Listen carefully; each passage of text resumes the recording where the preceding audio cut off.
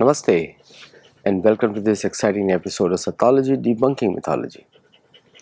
Sathology के इस नए एपिसोड में बहुत बहुत स्वागत है। हम लोग सभी Sathology के एपिसोड्स में या हमारे मेंबर्स ओनली वीडियोस में पौराणिक वैदिक इतिहास को ज़रूर टच करते हैं और मॉडर्न टाइम्स में हमको करंट अफेयर्स के लिए भी इतिहास को टच करना पड़ता है। जो ट्रम्प आज फेस कर रहे हैं ये 1937 में भी फेस किया था अमेरिका ने। 1937 उसने फेस किया था तो 1945 में वो युद्ध में कूदा 8 वर्ष के बाद 1945 के युद्ध में। लेकिन उसकी प्रिपरेशन युद्ध की शुरू हो गई थी 1937 में।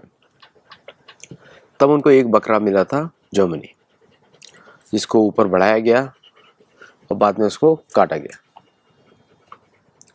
1925 में अब ऑलमोस्ट 80 साल के बाद ऑलमोस्ट वैसा ही अपॉर्चुनिटी आया अमेरिका के पास। इस बार उनको बकरा मिला है यूक्रेन।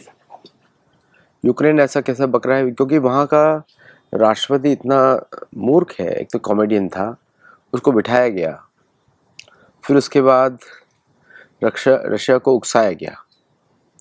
तो यूक्रेन जो है कीव से ही सोवियत एम्पायर शुरू हुआ था, उसमें नींव रखी गई थी रशिया की। नाम रूस पहले से था, पहले अभी से नहीं रखा गया। ग्रीक्स ने उसको बुलाया रशिया। भारत में उसको लोग बोलते थे ऋषि, उत्तर कुरु, ऋषियों की जगह।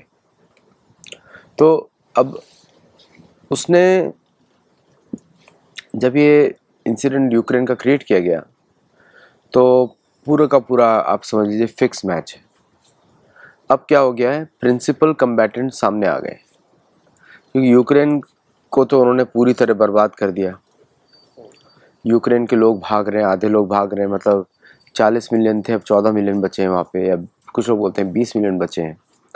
तो 4 करोड़ थे, अब बचे हैं 2 करोड़ या उससे भी कम।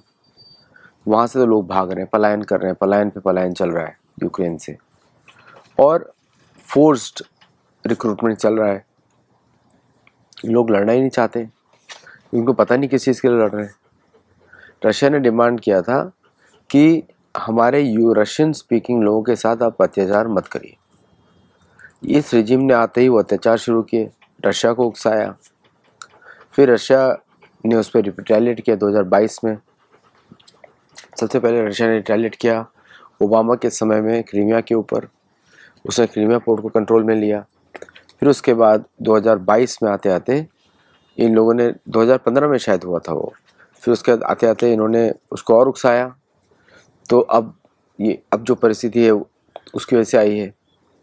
और अब इनके जब देख रहे हैं कि यूक्रेन का मनोबल नहीं है और 450 बिलियन से डॉलर ज़्यादा इनके खर्चे हो गए, तब इनको लगा चलो अब मेन लोग लाते हैं वापस। तो अमेरिका में नेटो के चीफ आए, उन्होंने एग्री किया, अमेरिका ने एग्री किया एक कंडीशन पे, आप लोग हमसे ही वेपन खरीदेंगे और वहाँ सप्लाई करेंगे। यूरोपियन वेपन्स नहीं सप्लाई होंगे उनको, आपको हमसे खरीदने पड़ेंगे। इससे यूरोपियन देशों में फूट पड़ गई, और फूट इस तरह पड़ी कि अब नेटो के जो देश हैं उनको अपना, अगर वो अमेरिकन वेपन्स को नहीं खरीदना चाहते हैं तो उनको अमेरिकन सुरक्षा नहीं मिलेगी, तो उनको अपने डिफेंस बजट बढ़ाने पड़ेंगे। तो अमेरिका ने, ट्रम्प ने बोला कि आप अपने डिफेंस बजट 5% पर लेकर आइए ताकि आप मेरे इक्वल पार्टनर्स बने।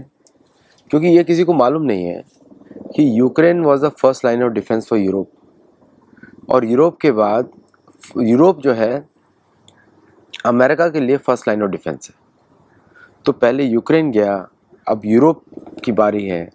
और बट यूरोप तो सबसे फ्री ट्रेड एग्रीमेंट साइन करके बैठा हुआ है, भारत से किया, चाइना से किया, बाकी अनेक पावर्स के साथ किया। तो अभी उसका क्या होगा? तो now the situation is much more difficult then before. Situation ये है इस समय कि ये पता नहीं लग रहा है कि युद्ध जो है होके रहेगा या नहीं होके रहेगा। तो हमारे चैनल पे हम लोग बार बार बात भी किया है कि ये फिक्स मैच है पूरा, क्योंकि कोई भी यूक्रेन को अगर मदद करेगा तो वो उसका कोई बेनिफिट मिलने वाला नहीं है। क्योंकि वहाँ से रशिया उसको हमेशा परेशान करता रहेगा। तो देयर इज़ नो, जब तक पीस नहीं होगी यूक्रेन का बेनिफिट किसी को नहीं है। यूक्रेन जो है दुनिया का सबसे बड़ा वीट प्रोड्यूसर था, अब वो भी नहीं बचा है। अब मतलब प्रोड्यूस करते हैं लेकिन वो रशियन कंट्रोल में रहेगा, तो रशियन एक्सपोर्ट्स हैं वो। और भी यूक्रेन के अंदर जो रेयर अर्थ की जो माइंस थी वो भी अमेरिकन कंट्रोल में है, लेकिन अभी रशिया ने उसको बॉम्बिंग किया है। और रशिया ने अपना ओल्ड सोवियत स्टाइल का वॉरफेयर शुरू कर दिया, मास बॉम्बिंग सिटीज़ के सिटीज़। ये इसलिए हुआ बिकॉज यूक्रेन ने अमेरिकन जो रशियन सिटीज़ पे उसने आक्रमण करना शुरू कर दिया। आक्रमण रशियन सिटीज़ पे किया तो यूक्रेन, तो now Russia is responding back. Kursk का युद्ध था चेंजिंग थिंग, कुर्स्क का, उसमें यूक्रेनियन फोर्सेस काफ़ी अंदर तक घुसी और वहाँ पे जमा के बैठ गई। That was a very surprising move for Russia. Russia ने उसको किसी तरह उसको विद नॉर्थ कोरियन हेल्प ख़त्म किया। That was one of the deadliest fighting of this entire war. बहुत कुछ सिखा के गया दुनिया को। लेकिन अब जो सिचुएशन है, जो अभी ट्रंप और नेटो चीफ का जो एग्रीमेंट हुआ है, मुझे लग रहा है कि अब जो सिचुएशन है और यूक्रेन की ख़राब होने वाली है। किसी और देश को फ़ायदा होगा नहीं, किसी और देश उसमें कूदेगा नहीं। सभी चाहते हैं कि last man in Ukraine should die. आपको रिमेम्बर होगा कि हम सभी ने बोला था Ukraine will fight till the last man alive and Europe will fight till the last Ukrainian alive and America will fight till the last Ukrainian is alive. ये दिखाता है कि आज के जो राजनीतिक जो ग्लोबल जियोपॉलिटिकल अफेयर्स हैं उसमें जो भी की पोजीशन पे हैं, डिसीजन मेकिंग पोजीशन पे हैं, they have to work in a very very planned way. Randomly कुछ आप डिसीजन नहीं ले सकते। आपने कुछ रैंडम डिसीजन लिया, उससे आपके देश को बहुत नुकसान होने वाला है। ये इम्पॉर्टेंट लेसन है। अगर आप कॉमेडियन हैं तो उस पर ज़्यादा फोकस करिए। Don't try to focus on anything else. अगर आप if you don't have an experience in politics तो आप just because you can make deal you cannot do politics. Deal making politics में नहीं चलती, राष्ट्रीय इंटरेस्ट चलते हैं। और आजकल का जो पॉलिटिकल एनवायरनमेंट जहाँ पे कुछ भी हो सकता है for the rare earth, for the resources, इस एनवायरनमेंट में experience is very very important. देशों को समझना और देशों के जो समझकर देशों के अनुसार अपनी पॉलिसीज़ बनाना, उनके लोगों से कनेक्ट करना या फिर उनके लोगों से नहीं कनेक्ट करना। क्योंकि आजकल के एनवायरनमेंट में लीडरशिप जो है कैन टेक अ डिसीजन और पब्लिक उसको अपोज करेगी, but the decision is going to be final. तो इन सब को प्रॉपरली वे करना and then you take a proper decision is very important. और बार बार हमको जो हम बात सुनते हैं ट्रायंगुलेट करने की, ट्रियाज करने की, that is very important technique. ट्रियाज करने की टेक्निक इज़ वेरी इंपॉर्टेंट, क्योंकि आपको देखना पड़ेगा कि what is in the best interest of your people, what is in the best interest of your government and what is in the best interest of your nation as a whole. तब उसके अनुसार अपनी policies को use करना। जैसे अभी America को business चाहिए और रेवेन्यूज़ चाहिए, और उन्होंने बड़ा अच्छा डील साइन किया नेटो के साथ कि that all the American weapons will be supplied but paid by NATO. तो ये डील साइन किया। So NATO is actually going to pay for all these services to America and America will supply weapons. But what happens to all the weapons which weapon manufacturers in Europe? Nobody cared for that. तो इसलिए will this deal be acceptable to NATO countries? ये question है।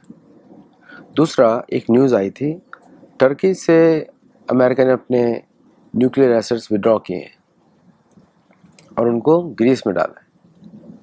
तो what was the reason for that?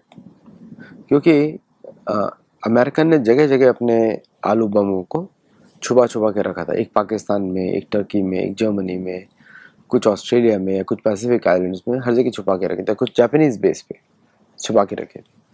अब उनको withdraw कर रहा है because the local countries are not able to bear the additional expenses of those items, those assets, क्योंकि naturally it not possible है और अमेरिका के लिए भी ज़्यादा पॉसिबल नहीं है, क्योंकि अमेरिका की इकॉनमी भी इस तरह चल रही है कि लग रहा है कि डिफेंस बजट भी कम करना पड़ेगा। तो with this all this sale being done, तो यूक्रेन तो डन इन डस्टेड केस है। टर्की का इकॉनमी पूरा कोलैप्स कर गया। टर्की से शायद नेटो का स्टेटस भी छीन लिया जाएगा बिकॉज ऑफ इट्स एक्शंस जो एंटी अमेरिकन है। आपने देखा होगा टर्की ने, even though they supported America, but they were hesitant to give B-2 bombers a place land there.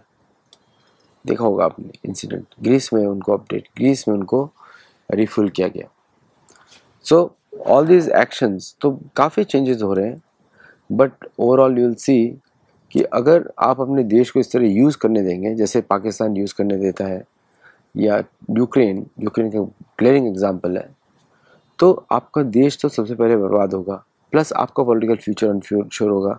और मुझे तो ऐसा लगता है कि ज़ेलेंस्की सोच रहे होंगे कि मैं किस पचड़े में पड़ गया दूसरों के कहने पे, मैंने अपने देश को ही बेच दिया। इतना शांत था, दोस्ती थी, इतना खुशहाली था, अभी सब कुछ नहीं बचा, कुछ भी नहीं बचा, क्योंकि दिन रात अभी अटैक हो रहे हैं रशिया के। डेली उसके 500 से 600 अभी कंटिन्यूसली हर 2 दिन में हो रहे हैं। And I don't know what happened today, उसका न्यूज़ भी आने वाला है शॉर्टली। तो thank you all very much for joining, and do join our Gurukul, and like and share our channel, subscribe to our channel, and let us know your feedback. Namaste. Jai Jagannath.